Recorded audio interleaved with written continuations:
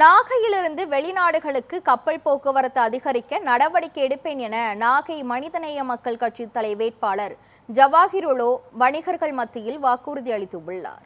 நாகப்பட்டினம் சட்டமன்ற தொகுதியில் போட்டியிடும் மனிதநேய மக்கள் கட்சி தலைவர் ஜவாஹிருல்லா இந்திய வர்த்தக தொழிற்குழும கூட்டத்தில் கலந்து கொண்டு வாக்கு சேகரிப்பில் ஈடுபட்டார்.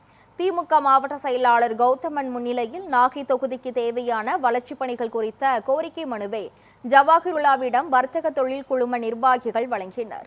அப்போது பேசிய ஜவாஹிருல்லா, நாகப்பட்டினம் வணிகம் மற்றும் தொழில்துறை ரீதியிலான வளர்ச்சி பெற பாடுபடுவேன் என திட்டவட்டமாக கூறினார். வர்த்தகர்களின் நீண்ட நாள் கோரிக்கையான கூடுதல் ரயில் சேவை கிடைக்க பாடுபடுவேன் என்றும் அவர் தெரிவித்தார். ஏராளமான மீன் வளம் நம்முடைய மாவட்டத்தில் இருக்கின்றது. ஃபிஷ் ப்ராசஸிங் இண்டஸ்ட்ரி அமைத்தால் நிச்சயமாக அதில் தொழில் பெறுவதற்கான வாய்ப்புகள் இருக்கின்றது. அதே போல் கோல்டு ஸ்டோரேஜ் பிளான்ட்டும் இங்கே ஏற்படுத்தினால் அது சிறப்பான முறையில் இங்கே இயங்குவதற்கான வழிவகையை அது செய்யும் என்று கருதுகின்றேன்.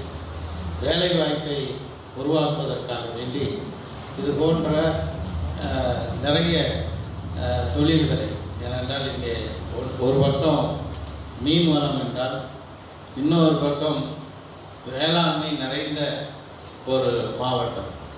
2 ரயில்கள் மட்டும்தான் வருகிறது, அது காணாது. இன்னும் கூடுதலான ரயில்கள் நம்முடைய பகுதிக்கு வருவதற்கும் உங்களுடன் சேர்ந்து நிச்சயமாக போராடுவோம், வெல்வோம் என்று சொல்லி எனக்கு உங்களுடைய ஆதரவுகளை தந்தால் உங்களில் ஒருவனாக இருந்து நம்முடைய நாகப்பட்டினத்தினுடைய வளர்ச்சிக்கு நிச்சயமாக சிறப்பான முறையில் முன்னெடுப்புகளை செய்வேன்.